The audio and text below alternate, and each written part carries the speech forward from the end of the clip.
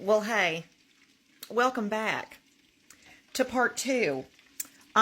This is weeks later on the beef tallow because there were some things that I needed to learn. Yeah. So let me kind of show you where we're at right now. All right. So technically, I had all these jars full. Okay. See, look. See what I did? See what I did? I got a little overzealous.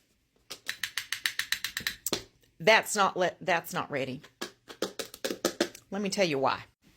Okay, so I had to do some research. I'm going to turn this one off because that's the last batch I'm doing today.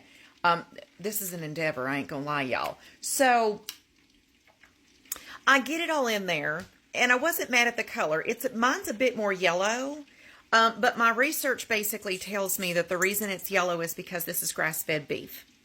And grass-fed is going to come out a little more yellow. I said, okay, great. Why does it still smell like cow? Like, it just smells like big. Y'all, this pot in here sounds like somebody's tummy a gurgling. I'll turn you around in a minute and let you hear it, but it's... Anywho, so I needed to render it more than the once. There's that. One, I need to chop it up better, which we will the next time around we do it. I will make sure that I clear all of the muscle matter, if there happens to be any. We'll make sure we clear that out.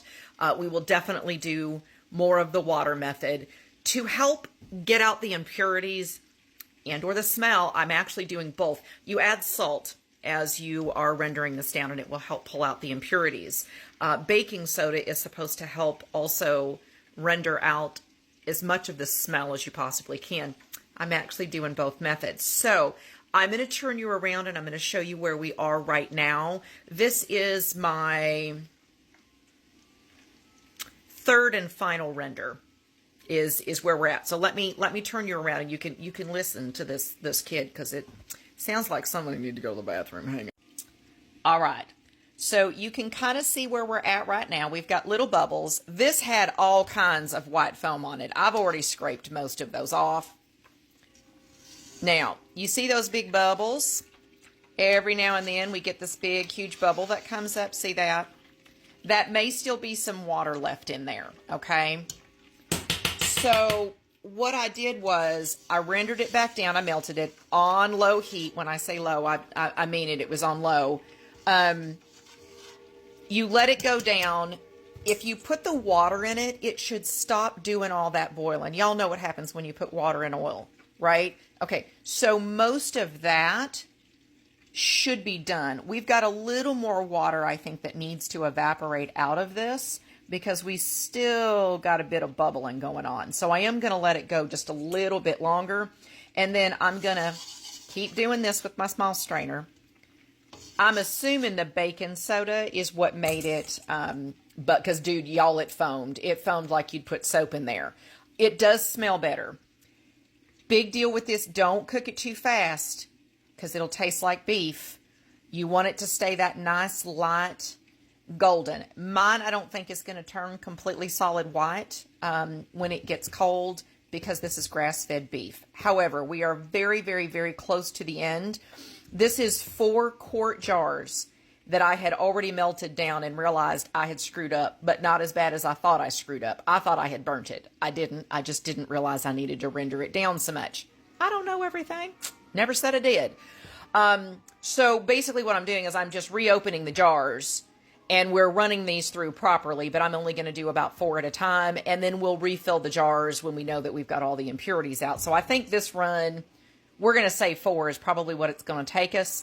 I've got a lot more jars to do because I ended up with 11. Yeah. So when this is ready to actually start putting back in the jars, we'll show you what it looks like. Now, those bubbles are getting real little. So we are super, super close to being done. And the little tiny bit of remnants that we see here on the top, the cheesecloth is going to catch most of that as well because I'm still going to run it through the strainer and the cheesecloth. So come back here in a little bit, and we'll put some in the jars, and we'll show you the difference between me rendering it the first time and me rendering it the fourth time, we'll put the jars next to each other. Y'all, we just learn together. It's okay. You can mess up. Ain't nothing wrong with a mess up. It's how you handle said mess up. I'm just saying, nobody's nerfic. All right, come back here in a little bit. All right, I believe we are ready to start putting this into the jars. So we've got our metal funnel, because you need metal stuff, then my cheesecloth, and then I've got another metal strainer that I'm putting on top of that. We'll strain everything through that. I'll show you what the liquid gold looks like as soon as I'm done. Okay, well, I do find this interesting. We ended up with 3 1/4. These were 4 completely full jars.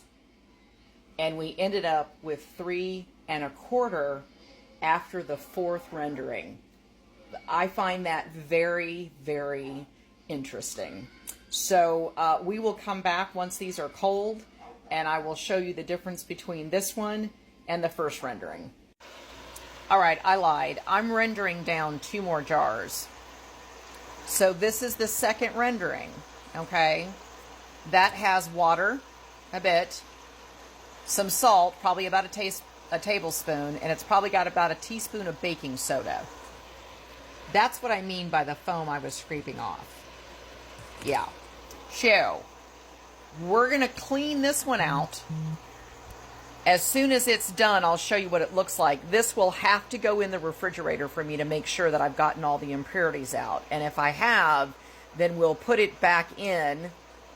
We'll melt it back down again, put a little more salt and water in there just to be on the safe side, and then we'll jar it up is what will happen. But I wanted you to see this part of it. And I'm just taking my small metal strainer and I'm straining this stuff out. So again, you see how much it's bubbling? That's because of the water that's in there. And we want to do that to help separate the impurities and also keep it from burning. It is as low as my stove will allow it to be. See? So I'm not walking away from this. I'm kind of staying in the room.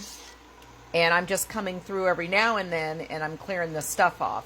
When it stops boiling quite so much, sorry about the steam, then it should be ready for us to just transfer it over into a metal bowl, stick it in the refrigerator, then the freezer, and then make sure that we don't have any impurities. All right, so that took us about 30 minutes to get to that point. So what I'm going to do is I'm going to turn this off because you see it's little bubbles now. We've got a little bit of foam on top, but I'm going to run this through cheesecloth and the strainer, and then we're going to put it in this bowl, and then we'll let it solidify, and we'll see where we're at.